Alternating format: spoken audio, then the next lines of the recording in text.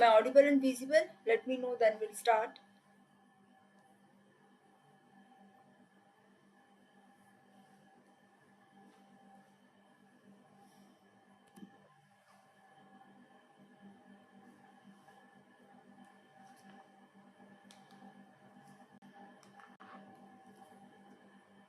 Okay, fine. Just a minute. Okay.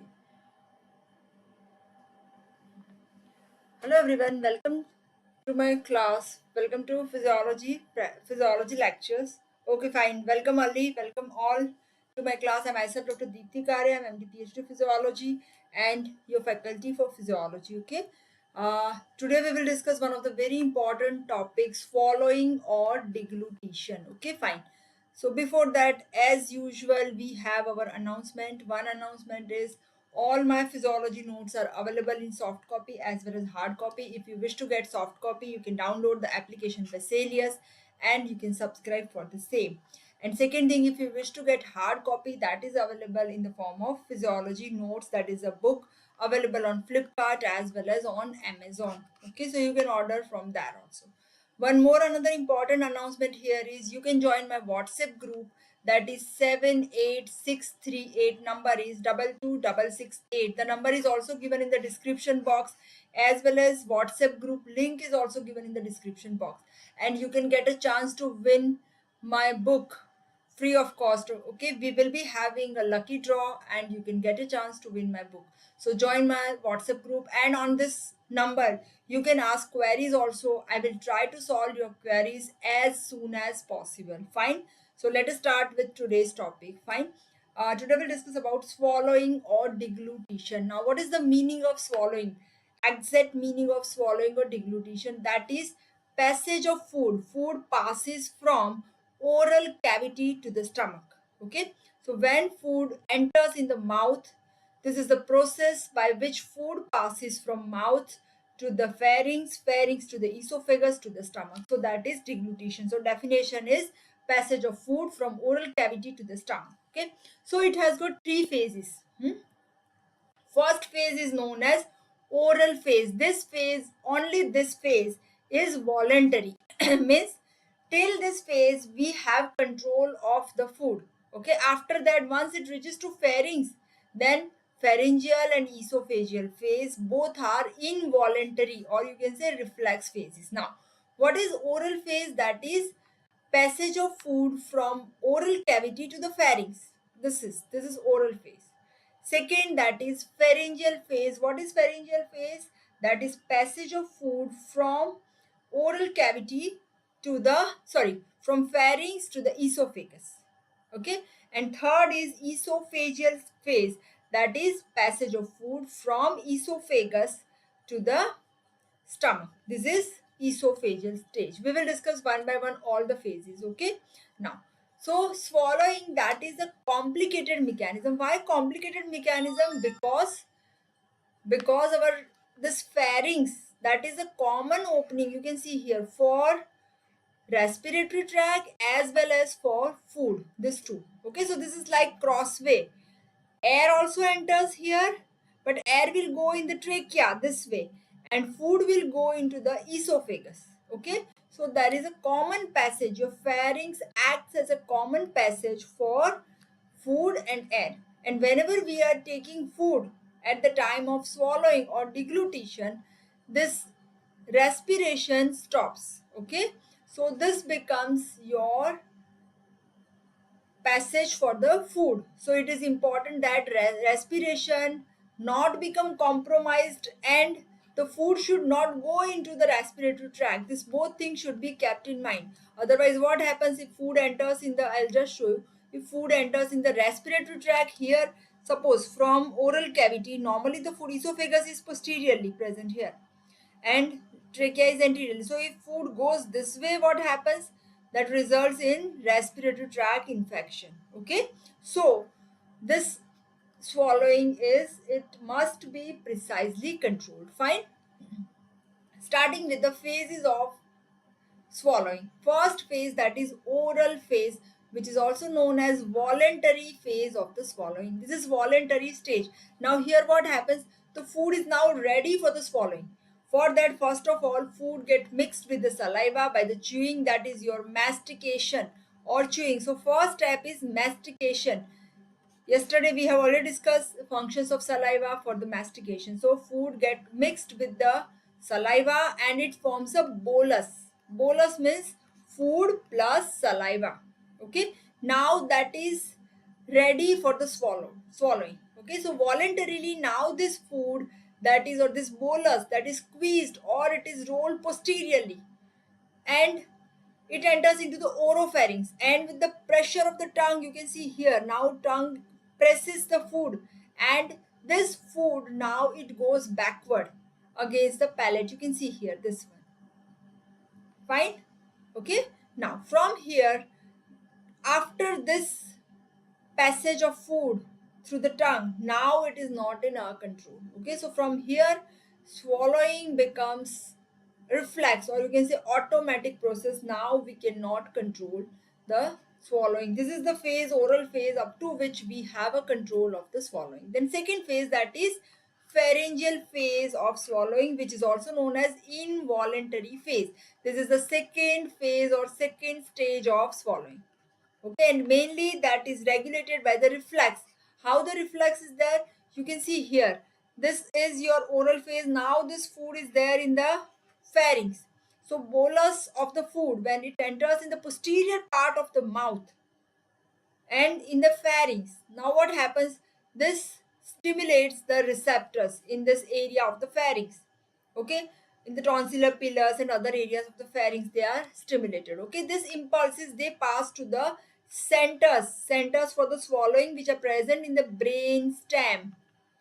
Okay, and there are series of reactions. They cause contraction of various muscle, and because of contraction of various muscles, you can see that the food will go down.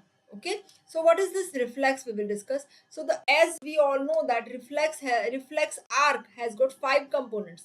One is receptor, second is afferent nerve, third is center, fourth is efferent nerve, and fifth is muscle. Okay, so first is receptor. As I told you, receptors present in the pharynx, they get stimulated because of the presence of food. That is one. Second thing is afferent nerve. What do you mean by afferent nerve?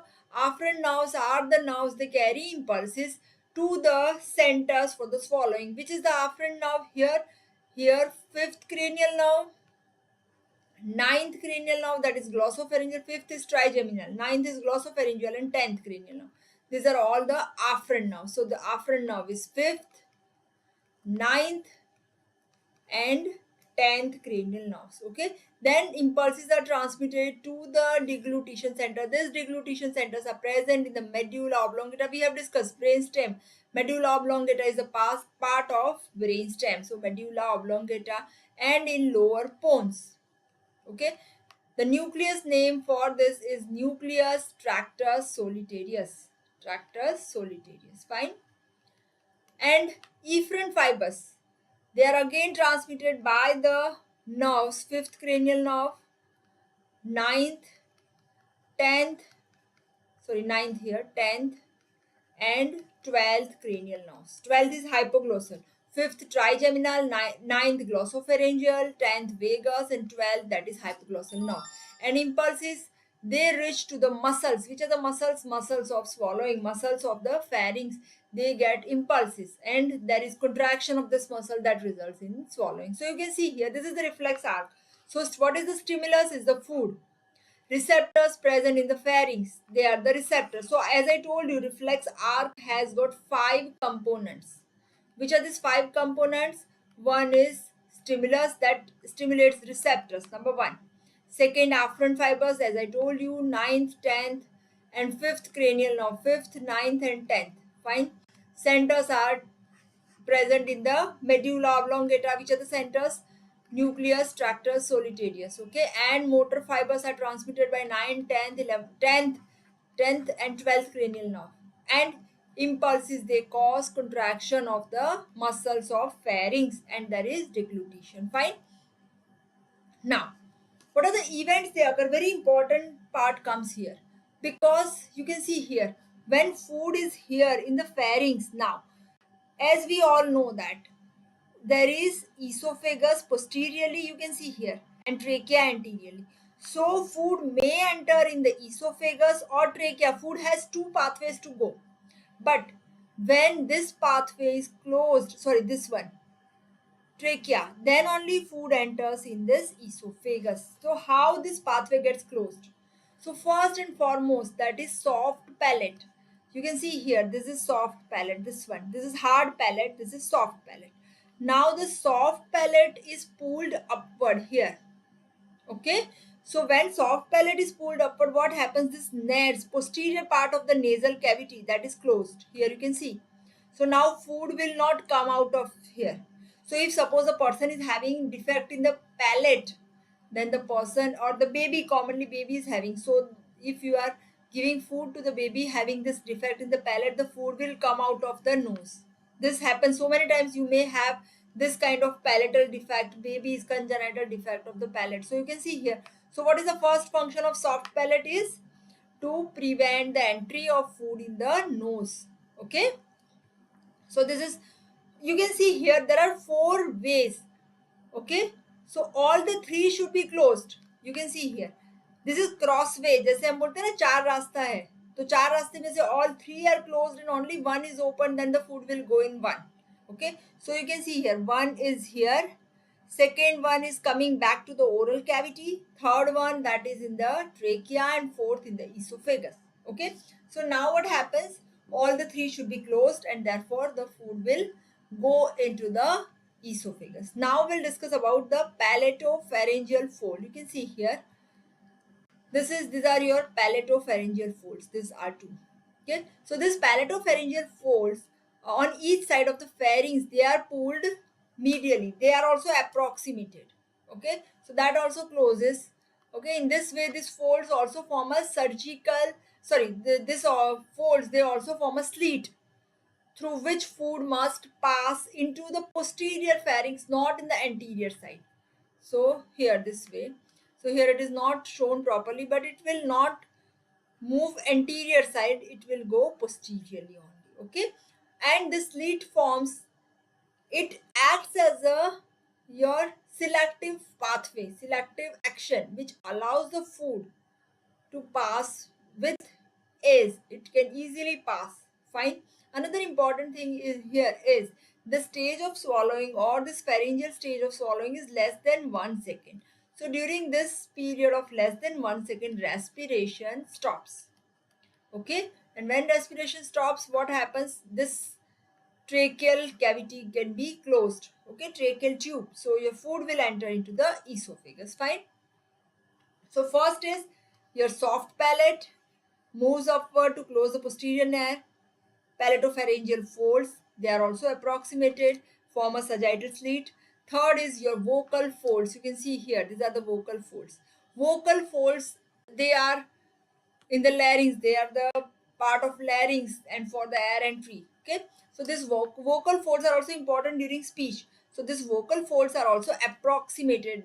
Okay, and now the another important effect is vocal folds are approximated, so now food will not enter into the larynx. Okay, along with that, other effect is larynx is pulled upward. You can see here, these are the vocal folds, you can see here. Okay, along with that, larynx also is pulled upward. Okay, as well as anteriorly. You just put your finger on the your neck and try to swallow. What happens? There is movement of this Adam's apple that is connected with the larynx. So you can see that larynx pulled upward and anteriorly. Okay, and this causes apnea, stoppage of respiration during deglutition, and this is known as deglutition apnea. Okay, along with that, very important other thing is epiglottis. This one, epiglottis, that falls on the glottis, that falls on the opening of the larynx. So now laryngeal opening gets closed. So now what happens? The food will not enter this way and will not enter in the respiratory tract. Okay, and most essential is tight approximation of vocal cord. That is very important because vocal cords are approximated, so now the that food will not enter into the respiratory tract. Fine. Another important thing here is when larynx moves upward and anteriorly, what happens? there is relaxation of upper esophageal sphincter. Here you can see when larynx moves upward here and anteriorly, this posteriorly where you have esophagus, that gets opened up. Okay, normally between the swallowing, this esophageal sphincter, okay, that is tightly closed, okay, that is contracted and it will not allow the air also to enter. But when larynx moves upward, that results in stretching of the esophagus and that results in relaxation of the upper esophageal sphincter. Fine. So this is the other effect. Now, what are the effect of pharyngeal stage on the swallowing? Okay. As we have already discussed, duration of pharyngeal stage is less than a second, and during this time, respiration stops. Okay, but if suppose sometimes you might have experienced that if you have tried to talk while eating, you may have coughing. What is the reason? Because when we are trying to talk, what happens? Our vocal folds, they try to get opened up, and the food may enter or may irritate the respiratory tract, and that results in coughing when we try to speak while eating. Okay, fine. Now, another important thing here is you can see this is the higher center control. When respiratory centers are active, swallowing centers are depressed, but when swallowing is there, these respiratory centers are depressed, so respiration stops for a while till your swallowing gets completed. Okay, so this is about pharyngeal phase of swallowing. Next important phase, that is esophageal phase of the swallowing. Now what is this esophageal phase or stage? Now food moves from esophagus to the stomach. It passes through esophagus here, okay, and enters in the stomach. This is esophageal stage of swallowing. Now, what is the anatomy of esophagus? Esophagus is a fibromuscular tube, 25 centimeter long. It has upper esophageal sphincter and lower one. Upper esophageal sphincter, that is made up of striated muscles, that is striated, and lower esophageal sphincter is made up of smooth muscle. Okay, we will discuss in detail. So one, that is upper esophageal sphincter. As I told you, it is made up of striated muscle and that is under control of the vagus nerve originating from nucleus ambiguous. Okay. Huh.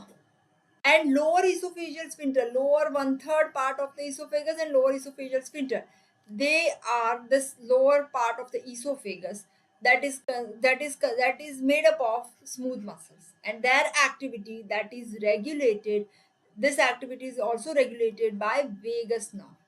Along with that, it is also regulated by certain other factors like vasoactive intestinal peptide and nitric oxide. Okay, so this inhibitory neurotransmitter also affect your lower esophageal sphincter. Fine. Now, so this is all about uh, now upper esophageal sphincter.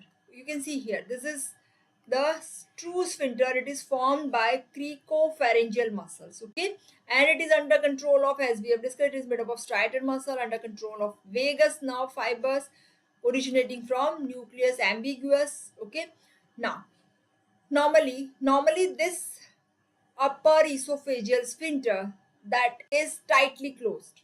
Fine. Okay, and will not allow the air to enter, and tone is maintained by continuous firing of the vagus nerve fiber. Okay, and the neurotransmitter released by the vagus nerve fiber, that is your acetylcholine. Okay, and this upper esophageal sphincter opens during swallowing when there is peristaltic activity. This peristaltic wave, they get started and they pass on to the esophagus. Fine.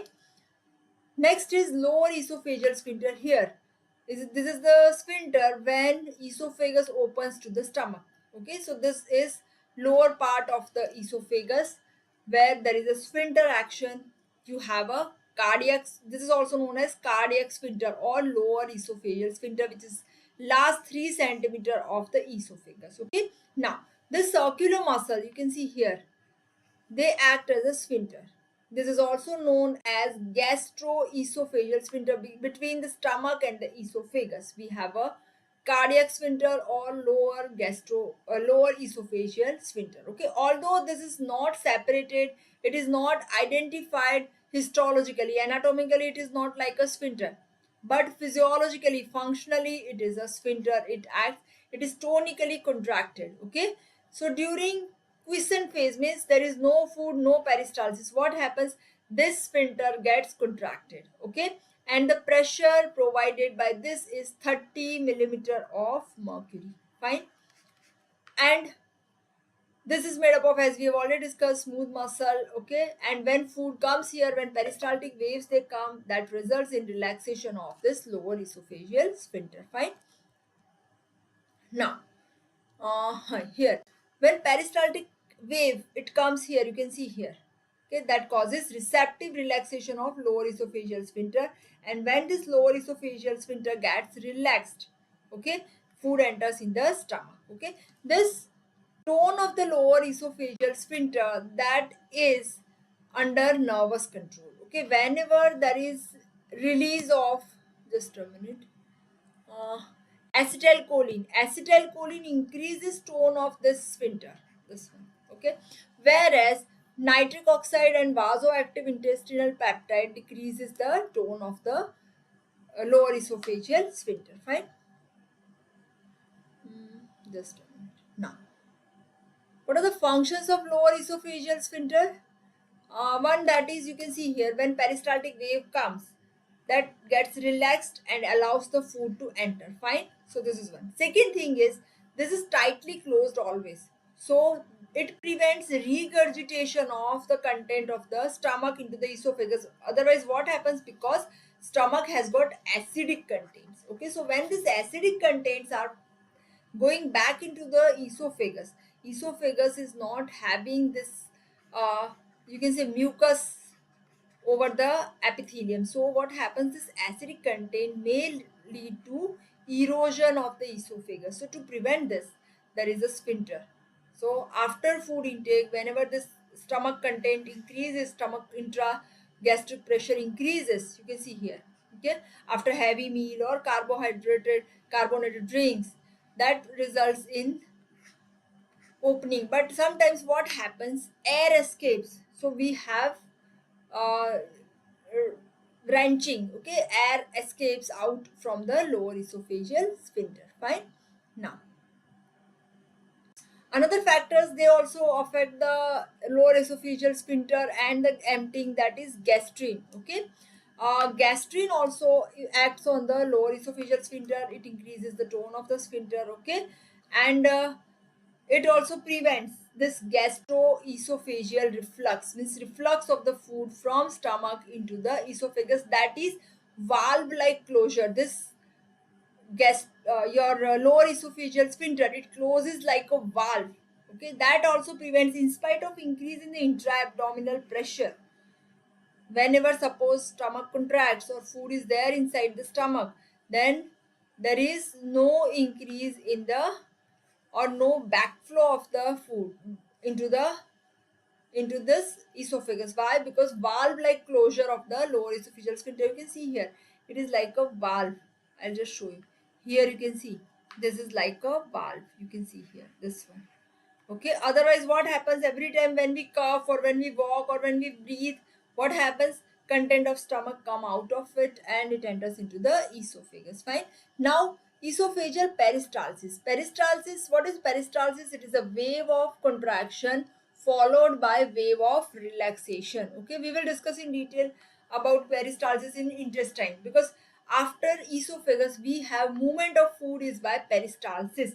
So you can see here, suppose this is your smooth muscle, this is your food particle. So whenever food particle stimulates your, when it stimulates your, this, you can say that smooth muscle, what happens, a wave of constriction behind and wave of relaxation in front. So constriction, push, it gives a push to the food bolus to the relaxed part. So this is your peristaltic waves. Two types of peristaltic waves are there in the esophagus. One is primary esophageal peristalsis and number two is secondary esophageal peristalsis. Now, what is primary or initial or primary esophageal peristalsis here? That is because of the vagus nerve coordinated with the swallowing center. and they are initiated by swallowing. Okay, and when the food enters into the esophagus after closure of upper esophageal sphincter and food enters into the esophagus, what happens? This esophageal peristaltic waves, they begin. Okay, and this waves, they travel slowly. The rate is 3 to 4 centimeter per second, and because of this, it pushes the food into the stomach, and this is at a rate of 8 seconds. Okay, it requires 8 seconds for the food to pass through this esophagus. Fine. So this is primary esophageal peristaltic waves. Okay. Now, along with that, gravity is also there. So this peristaltic waves are added by gravity, and once this peristaltic wave they reach to the lower esophageal sphincter, what happens? It causes relaxation of this lower esophageal sphincter, and when lower esophageal sphincter relaxes, now food enters into the stomach. Okay. Next is secondary peristalsis. Now, what is the secondary peristalsis? When your food is very hard and it cannot be moved by primary peristalsis. Suppose if you have swallowed a tablet, big tablet, so your primary peristalsis are not able to push that food. So your secondary peristalsis, they come. Okay, these waves, they continue until the food enters into the stomach. So they are strong contractions, and these strong contractions are initiated by two things. Number one is neural circuit. Okay, nerve fibers, myenteric nerve plexus, we will discuss in detail. Myenteric and Meissner's nerve plexuses are there. Myenteric plexus is present in the muscles, and Meissner's plexus, that is present in Meissner's, that is present in the submucosa. So this myenteric plexus causes strong contraction of the muscle of the esophagus, and that results in secondary peristaltic wave. And second, that is reflex, begins from the pharynx and the upper part of esophagus, and that is transmitted upward through the vagal fibers. So one, that is intrinsic myenteric plexus, that initiates secondary peristalsis, as well as it is aided by vagus nerve. Vagus nerve fibers, they originate from the medulla and they go back to the esophagus and through the vagus and ninth cranial nerve, glossopharyngeal nerve. So all this nerves, they produce strong contraction. These strong contractions are enough to push the food bolus into the stomach. So this is your secondary peristaltic waves. So this is all about swallowing. We have discussed peristaltic wave, we have discussed oral phase, pharyngeal phase, and esophageal phase. In next class we will discuss about disorders of swallowing. Okay, so stay connected. I'll be having my next class on the Monday. Stay connected. We will discuss disorders of swallowing and continue our discussion. Another important announcement, as I have announced in the beginning of my class, that you can join my WhatsApp group by either sending message or the joining with the link that is there in the description box, and you will get a chance to win exciting prizes. My WhatsApp number is 78638 22668. Okay, you can call me or you can WhatsApp me, not call me because this is WhatsApp number. You can WhatsApp me on this number regarding your queries of physiology. Okay, anytime I will try to give answer of all your queries as soon as possible, because I have also my busy schedule, and I'll try to give you answer as soon as possible. Fine. Also, you can download the application Vesalius, which is having soft copy of all my notes, all my topic notes, which I am teaching here, and hard copy is available in the form of a book, that is physiology notes, and that is available on Flipkart as well as Amazon. So you can order from that also. Thank you so much. Here we are ending. If you like my video, you can like it, you can share with all your friends, and you can subscribe my channel and hit the bell icon so you can get all the notification. You can come to know that madam is live. Okay, thank you so much.